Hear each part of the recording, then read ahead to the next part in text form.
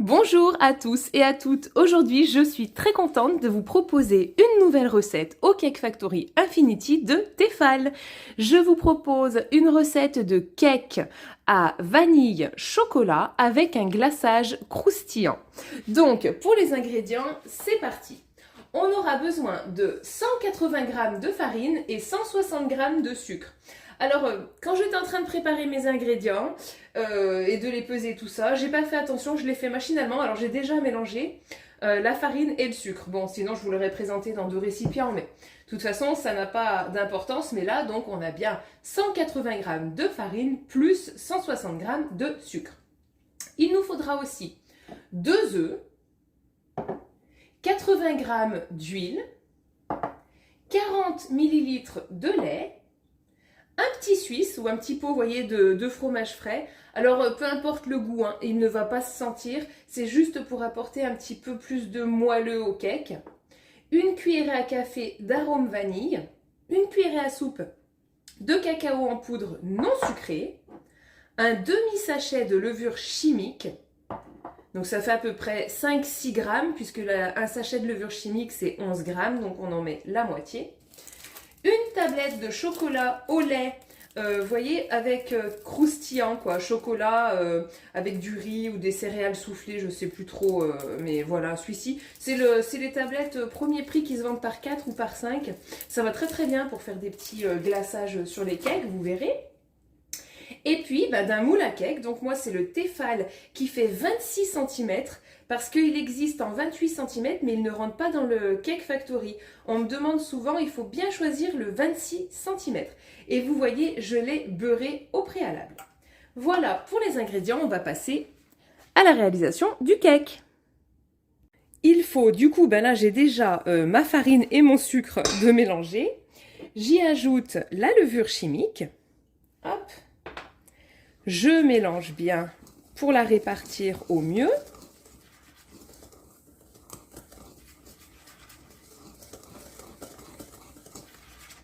Ensuite, j'ajoute les 2 œufs.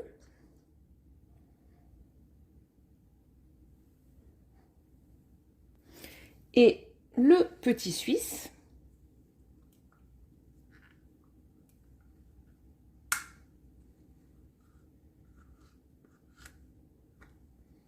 Hop, j'essaie de ne pas en laisser dedans. C'est un petit suisse qui fait 50 grammes, mais je pense qu'ils font tous 50 grammes. Bon, il y en a peut-être de 60 grammes, je suis pas sûre. Enfin, peu importe, de toute façon, même s'il faisait 10 grammes de plus, c'est pas bien grave. Ça changera pas votre recette. À ce moment-là, on va mélanger.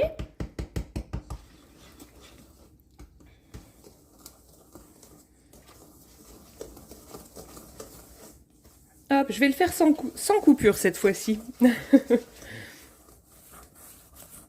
D'habitude, là, bon, je coupe la vidéo pour le temps du mélange, mais bon. Allez, comme ça, vous verrez en direct le temps que ça prend. Voilà, donc quand j'ai trop de mal à mélanger, hop, je vais ajouter mon lait. C'est du lait demi-écrémé, mais franchement, une fois de plus, pour cette recette-là, parce que parfois en pâtisserie, vraiment, c'est très très important, mais pour cette recette-là, pas du tout. Vous utilisez du lait demi-écrémé, voilà, c'est bon. Vous utilisez du lait entier, il n'y a pas de problème, ça va fonctionner. Vous prenez du lait qui est totalement écrémé, ça marchera aussi très très bien. Donc, vous voyez, je remue, hop, pour essayer d'enlever un maximum de grumeaux, mais ça va super vite quand même, hein. La pâte est très jolie. Je tape un peu pour enlever ce qui est coincé dans mon petit fouet. Voilà, hop. Et pour finir, j'ajoute l'huile. Je remue de nouveau. Hop. J'essaye de ne pas perdre une goutte, hein. Allez. Vous voyez, la pâte va très très vite à réaliser. Hop. Le plus long, c'est la cuisson qui ne sera pas non plus très très longue, vous verrez. J'incorpore bien l'huile. Donc, vous voyez la pâte, déjà là, hop, il n'y a pas de grumeaux, hein. Essayez d'incorporer les choses dans le même ordre que moi. Ça évite les grumeaux. Vous pouvez aussi la réaliser avec un petit batteur électrique. Hein. Bien sûr, ne pas vous en priver. D'ailleurs, j'aurais pu utiliser le mien, mais bon. J'y ai même pas pensé, vous voyez. Hop, allez, c'est parfait. Donc maintenant, je vais aller prendre une spatule en silicone pour diviser ma préparation afin d'avoir une pâte vanillée et une pâte chocolatée. Dans le deuxième récipient, je vais venir verser, alors pas tout à fait la moitié, je fais à l'œil, j'en mets un petit peu moins que la moitié. Je trouve que le résultat est plus harmonieux à la fin, donc un petit peu moins que la moitié. Je viens mettre mon arôme vanille là où j'ai laissé le plus de quantité. Tac. Alors, je vais reprendre ma spatule pour bien attraper tout l'arôme. Voilà. Donc, je vais venir mélanger avec ma spatule mon arôme vanille. J'utilise l'arôme vanille vainé, mais bon, je suppose que ça fonctionne avec tous les arômes. Hein. Voilà.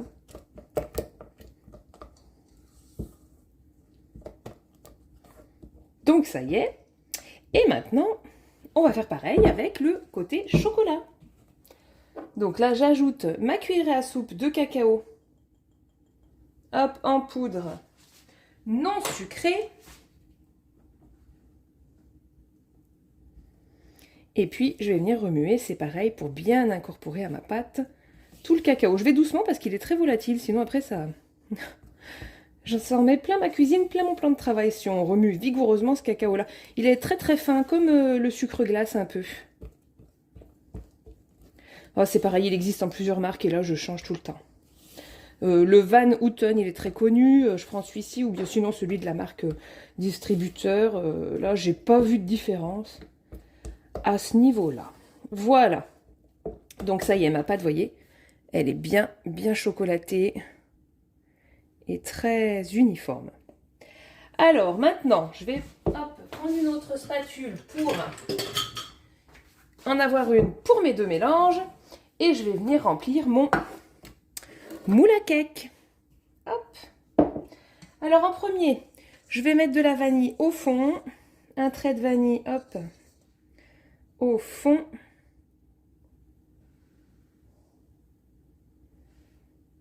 Voilà.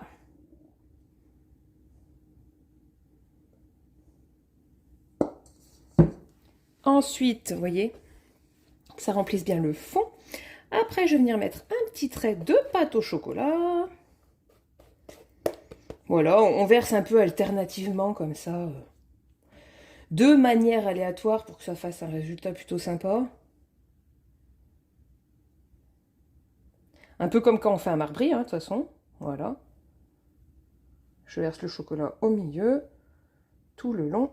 Tac. De retour de la pâte à la vanille. Oui, je veux un petit peu plus de pâte vanille parce que je veux commencer par la vanille et finir par la vanille. Parce qu'en fait, sinon, si on finit le cake par le chocolat, je me rends pas bien compte. Après, je vois pas bien s'il est bien cuit, tout ça, vu que la pâte est très foncée. Donc, voilà. Mais bon, vous faites bien comme vous voulez. Hein. En fait, ça change pas le goût du gâteau. Hein. Donc là, même vous pouvez mettre toute une pâte entière dessous, toute une pâte entière dessus. Enfin bon. Vraiment, ça n'a pas du tout d'importance. Encore du chocolat, donc cette fois-ci, tac, je vais venir tout verser.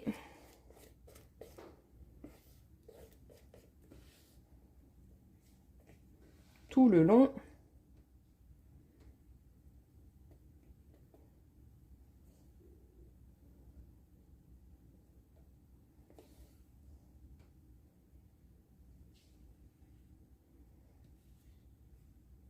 Voilà.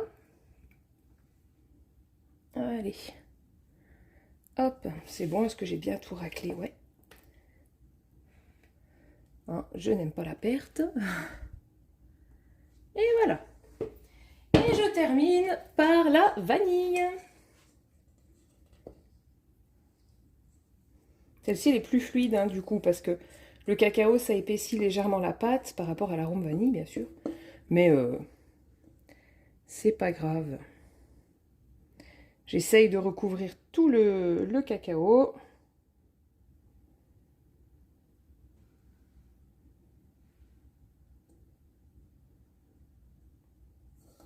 Allez, hop.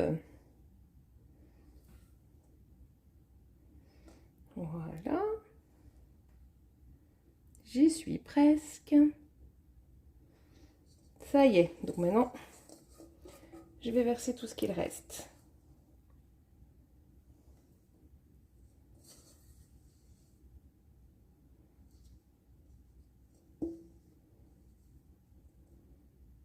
Alors, on va passer à la cuisson.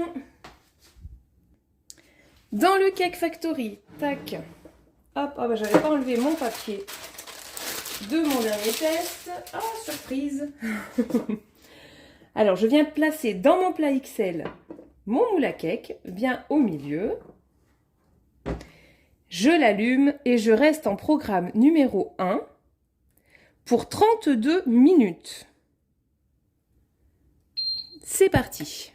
Ça y est, la cuisson est terminée. On va vérifier quand même. Regardez-moi ce beau cake. Alors je pique, je vérifie. Oh non, bah vous voyez, c'est pas cuit. Pas du tout. Donc je vais rajouter du temps. Je vais rajouter 15 minutes, je pense. Voilà. Bon, pourtant, c'est ma recette. Hein. Quand je l'ai adaptée pour le Cake Factory, que je l'ai testé avant de vous la filmer, eh ben, j'ai mis 32 minutes et ça a fonctionné seulement. J'avais pas pesé mes ingrédients, j'avais fait à l'œil. Et là, bon, bah évidemment, pour la vidéo, il faut que je vous donne un grammage précis, sinon c'est trop compliqué à reproduire. Et j'ai dû surestimer les quantités par rapport à la dernière fois. Parce que qu'il soit pas cuit à ce point par rapport à l'autre jour, c'est pas possible. Mais bon, c'est pas grave. Donc voilà, avec ces quantités, eh ben partez plutôt du coup sur 47 minutes, ouais, 32 et 15, 47 minutes de cuisson. On va regarder ensemble, mais je pense que d'ici 15 minutes, ce sera bon. Voilà, voilà. Les 15 minutes supplémentaires sont passées, on va regarder si cette fois c'est bon. Ouais, vous voyez, ça a touché. Donc, vu que c'est un petit peu plus cuit, là, je vois que ça a touché le couvercle. Et la dernière fois, pas du tout. Donc, c'est bien moi qui ai augmenté fortement les quantités. Bon, c'est pas grave. Ça y est, c'est bien cuit. Alors maintenant, ce qu'il faut faire, c'est sortir le cake. Hop. Et je vais, voyez, oh là là, rapidement le démouler en fait. Donc je le retourne. Voilà, il se démoule parfaitement. Hein. Vraiment, j'ai jamais eu de soucis avec ces moules. Et je vais le mettre au milieu. Tac, je le remets au milieu sans son moule. Maintenant, on va déposer la tablette de chocolat par-dessus. Hop, si j'arrive à l'ouvrir. Donc, c'est une tablette qui fait 100 grammes. Vous pouvez, bien sûr, si vous préférez, pourquoi pas, déposer une tablette de chocolat blanc, une tablette de chocolat noir, une tablette de chocolat caramel. Enfin bon, voilà, hein, vous mettez bien ce qui vous fait plaisir. Et on la dépose sur le dessus, comme ceci. Voilà. Alors du coup, comme il est très haut, j'espère que ça ne va pas toucher. Hop. On verra bien, si ça touche, tant pis, je nettoierai. Je referme. Et maintenant, je vais venir me placer, donc je repars en arrière, en programme numéro 10, le programme manuel, pour 140 degrés. Voilà. Pendant, hop, je vais baisser. Je vais mettre 4 minutes, juste pour le faire fondre. Alors, si c'est du chocolat noir, c'est un petit peu plus long à fondre, donc vous surveillez. Hein. Les 4 minutes sont passées, on va voir. Voilà, vous voyez la tablette là? Elle est toute fondue. Alors maintenant, ce qu'on fait, c'est qu'on va déplacer le gâteau sur son moule de présentation. Alors attention, parce qu'il est quand même un peu chaud. Voilà. Et du coup, ça n'a même pas touché le couvercle, donc c'est impeccable. Et avec une petite spatule, on va venir un petit peu étaler le chocolat. Oh, il manque un petit peu de... Ouais, ça va. On va venir étaler le chocolat, voilà, légèrement, tout autour pour avoir notre petit glaçage. Donc sur le dessus, hein. Voilà, ouais, il manque un petit peu, j'aurais pu rajouter. Je pense que je vais rajouter même. Parce que là, ça va être un petit peu trop dur. Alors, ce que je vais faire, paf. Bon, allez, décidément, je rajoute aujourd'hui. Hein.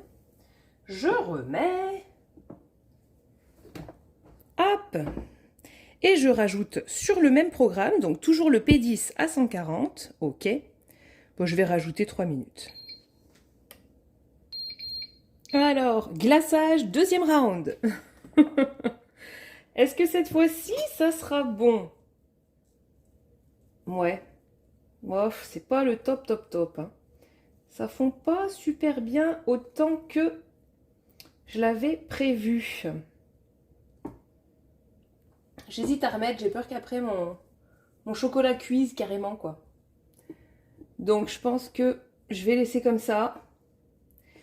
Ouais, je vais étaler avec la spatule, hop, comme je peux. Alors, sinon, ce que vous pouvez faire, c'est faire fondre le chocolat à côté, hein, au bain-marie ou bien, voilà. Et puis, le rajouter par-dessus après. Mais bon, dans tous les cas, c'est hyper bon. Mais, hop, allez. Alors, suite et fin de mes péripéties. Bon, je vous explique. J'avais pas du tout envie de vous présenter une vidéo, voilà, avec un foirage total à la fin. Je voulais quand même vous présenter quelque chose de viable et je trouvais dommage de refaire toute la vidéo étant donné que le cake est parfait. Donc, ce que j'ai fait, regardez. J'ai tout enlevé, d'accord? J'ai enlevé toute la plaquette de chocolat qui n'avait pas bien fondu ou voilà. Je ne sais pas ce qui s'est passé, mais j'ai trouvé une meilleure solution. Donc, abandonnez l'idée que je vous ai donnée de la tablette de chocolat qui fond par-dessus le cake. Et voilà ce que j'ai fait. J'ai pris une même tablette de chocolat. J'ai ajouté une cuillerée à café d'huile pour l'aider à fondre plus rapidement parce que ce chocolat avait beaucoup de mal à fondre en fait. Et je l'ai fait fondre, vous voyez, sur ma plaque, dans ma petite poêle, sur ma plaque à induction, très très doucement, je l'ai mis à 2. Et maintenant, je vais répartir du coup mon glaçage sur mon gâteau. Voilà, comme ça cette fois-ci, ça marchera. Donc je répartis au mieux, voilà, le glaçage sur le gâteau qui cette fois-ci est fondu. Oh là là. Bon, ça m'arrive rarement de rater, mais bon, ça m'arrive, hein, bien sûr, comme à tout le monde. Allez. Mais le cake est trop bon et il était bien réussi. Donc je voulais pas, voilà, hein, vous avez compris, je voulais pas tout recommencer en fait. Allez, alors, donc je mets bien mon chocolat partout. Enfin, j'essaye d'être équitable, voilà. Hein. Et ensuite, avec la spatule, tout doucement, je vais essayer de l'étaler un petit peu sur le dessus. Et puis, notre gâteau sera terminé. Hop. Après, vous pouvez très bien faire le cake sans glaçage au chocolat aussi. Hein. C'est juste le glaçage. Alors, je vais pas poser ma poêle chaude ici. C'est juste le glaçage, donc, pour apporter un petit plus, en fait. Parce que c'est sympa. Et puis, c'est bon quand même, une petite coque en chocolat croustillant, comme ça. Donc là, je répartis au mieux. Voilà, j'aurais peut-être dû prendre ma petite spatule coudée de tout à l'heure, parce que j'en mets de partout. Mais bon, c'est pas grave. Allez. Voilà. Voilà le rendu que j'espérais obtenir. Donc, je suis contente, j'y suis quand même finalement parvenue, vous voyez. Donc, ce que je vais faire maintenant, c'est que je vais laisser refroidir le cake, allez, une petite demi-heure à peu près sur mon plan de travail. Et puis, je vais le placer au frais pendant 1 heure à 2 heures pour que le chocolat fige bien. Voilà, pour qu'après la découpe, ça se tienne bien puis qu'on n'en mette pas de partout. Et je vous montrerai le résultat découpé à l'intérieur du cake. Hein. Mon glaçage a maintenant figé. Je vais couper le gâteau, le cake pour vous montrer l'intérieur. Hop.